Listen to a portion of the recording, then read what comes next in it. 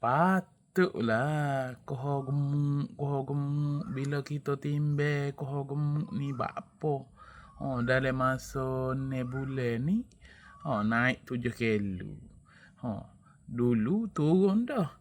Jadi doktor royaknya sebab bila kita kohor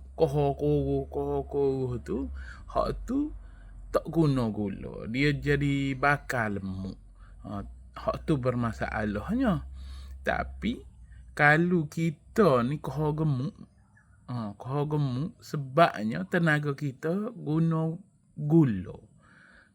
Tapi nya saya pelik lagi muka saya ni tak minum gula lama dah.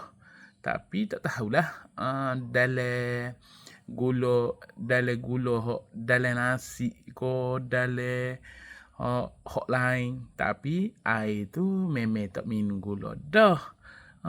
Air tu kita guna gula. Tu lah. Okay.